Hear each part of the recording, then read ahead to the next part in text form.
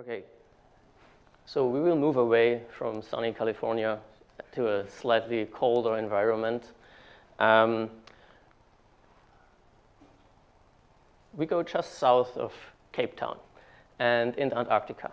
And there is an, in the air, it's called Running Moutland, and that's the Norwegian claimed part of the Antarctica. And there is an oasis. An oasis is an area in Antarctica where you have no ice.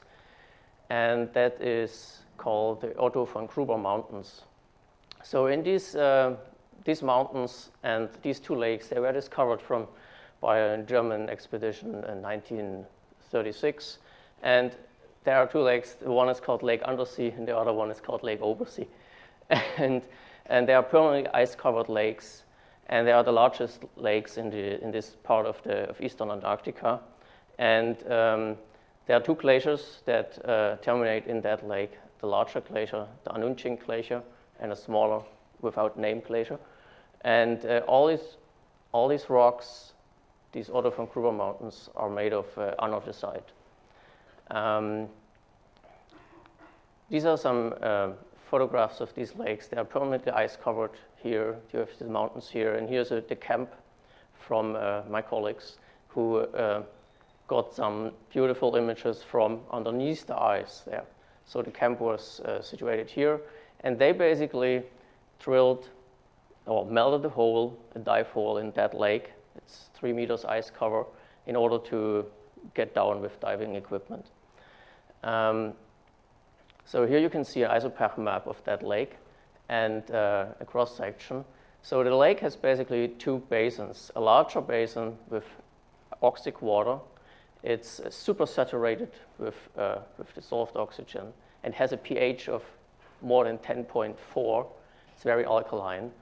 And a smaller anoxic basin, the upper water part of that basin is still oxic, but then down to 90 meters you have an anoxic water and a huge concentration of methane in that lake. It's basically the highest concentration of methane of any body of water on Earth in that lake. So the lake floor is basically covered by microbial mats down to 99 meters. This is how deep the drop camera were able to go. So maybe it's even, and at 99 meters you have only 0.1% of the light that goes through this 3 meter ice cover, 2 to 3 meter ice cover. If you dive down there, you see these beautiful microbial mats, and you have smaller prostrate mats. These are these little pinnacles in between, and then you have up to 50 centimeter large, tall, conical microbial mats. We're not calling it maybe not stromatolites because this stuff is not lithified. Because if you go back here, the only source of water that gets in that lake is subglacial meltwater from the Anunching Glacier. And with that water comes glacial flour, so fine sediment that is eroded by the glacier from the country rock, from the anorthosite. So if you cut through such a microbial mat, it's like you have layers of sediment, non-lithified, silt, clay sediments, and in between you have layers of organic matter, and it's like a pudding that shakes. And you have different kinds of cyanobacteria species in between these cones and then in the pinnacles. In the cones and then the pinnacles. There are different types, and here you see an image of these cyanobacteria. Well, this is the mat that I have. So it traveled from Antarctica through New Zealand to CETA Institute in the United States, and then to McGill, and that's what I have in my freezer. And so the organics are more or less gone. You see these empty spaces here, but you have still something left. A lot of extra polymeric cellular substances are holding these. They held together these clay minerals and the silt and the other particles, or rock fragments. So if you embed these parts of these mats and you look at the SEM, We also did TEM, but I only show SEM images today. You see here these fine-grained sediments, and this is the epoxy resin. So this was basically before the organic material. This is the empty space now. So we did a lot of mineralogy, TM, lattice fringe images, but here on this very bad SEM backscattering image, you can basically see that you have sodium plagioglass and calcium plagioglasses in there. And you have K-feldspar, all from this anorthosite rock. Calcite, some calcite, pyrox, amphibole, and maybe some pyroxenes, apatite, and of course a lot of clay-sized, you have orthogenic clay minerals and some detrital phyllosilicates that we figured out by looking at the lattice fringe images and TM images. So this is how these. So why is this lake that alkaline? Well, if you would have a lake in equilibrium with the atmosphere, the pH would be buffered around 8.3, and you would have calcite precipitation. And so, but since you have since you have an ice cover on that lake, and you have plagioglass weathering in that lake, you supply the water with a lot of calcium, sodium ions, and you increase the alkalinity, and all this CO2 bicarbonate gets CO3 2- gets basically precipitated into calcite and gets extracted. And that's why you elevate the alkalinity there. So it's a closed system. So basically the water is almost depleted on dissolved inorganic carbon. Yeah. This you can see here. This is basically a weathered feldspar plagioglass, probably.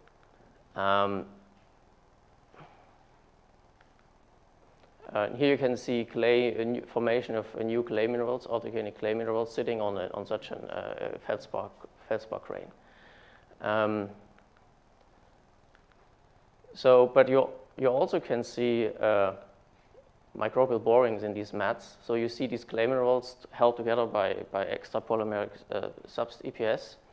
And if you look into these holes, you see these strings of EPS going around here and coating everything. But in these mats, you also have these white dots in here, if you look at the cross-section of these mats. And these are calcite crystals and calcite concretions. So in the upper part of the mat, which you can see here, you have calcite concretions. And if you go further down, you have only calcite crystals. And so the concretions, most of them are spherical, but some of them look very funny, handle-shaped concretions up to 1.5 centimeters. And this is an image, a backscattering image. You see these calcite concretions, and some of the sediment that it sits around that material. And it is a small concretion, and you see these microbial borings around them, and they are covered by extra EPS. If you go closer, you see this EPS covering. Okay, so while I go further, you can see these EPS covering these calcite crystals.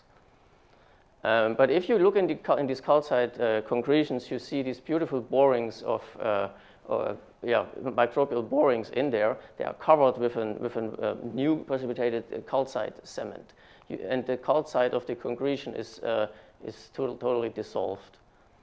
They are sticking out. They are mineralized walls of these tubules, and so the formation of these tubules. Here's a model that came out 2010, and basically these cyanobacteria, they create an environment. They take up calcite from the substrate, create a disequilibrium, and you have dissolution on the bottom. So this stuff the calcite gets transported on the surface, and you still have the bicarbonate here. So the calcite gets back, and you have a precipitation of the calcite on the walls of these tupules, and this is basically what we see is the proof of their claims in that paper, basically. And further down, you have calcite crystals, and they show absolutely no biotupules in there. And if you look at the carbon isotopes and the oxygen isotopes, you can see the concretions. They have a pretty wide spread here between the oxygen minus 39 to minus 35, and the crystals, they are pretty close together. And the idea is that these concretions basically dissolve in the upper part of these mats, and you still have this material in the lower. You still have that in the solution in the pore space, and you precipitate these crystals in the lower part. And I would have expected some lower carbon values here, minus 10, minus 15. But I thought first all this is biogenic, this carbon. But it seems there is some input still some input from the lake, despite the low DIC values there.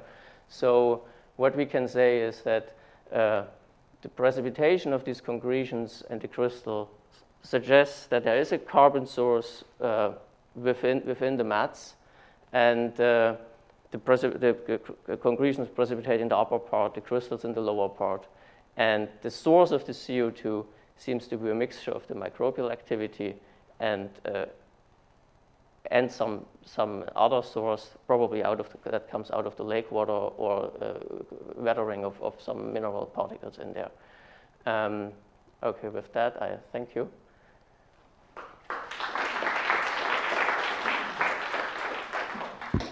By the way, since I forgot to introduce him, this is Dirk Schumann from McGill. Do we have any questions, quickly?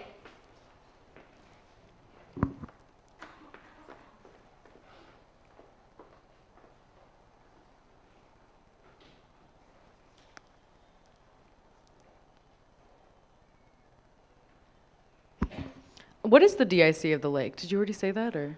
Yeah, there's only one value, and it's a 4.29. Okay. There's only one value of this oxic layer, so it's not much done.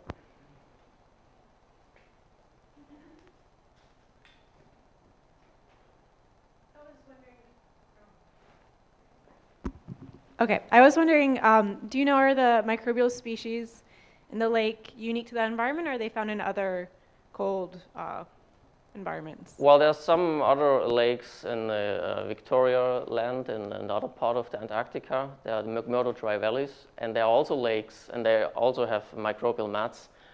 But none of these mats look like these ones. They look more like little pinnacles, and I think these cyanobacteria, the most of them are also there. I'm not a biologist, but I think they're also there. Yeah. But this structure is very unique to that special lake. They look really like the old stromatolites you have in there. You can see in Archean rocks. So, question from online. Shanna Kendall asks, what is the growth rate of these communities?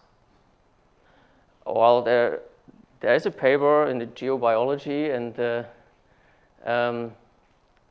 are some growth rates in there, but I don't remember, and I think it's even wrong. I mean, there are some I have no idea right now. I have to look up that. Thank you, Dirk.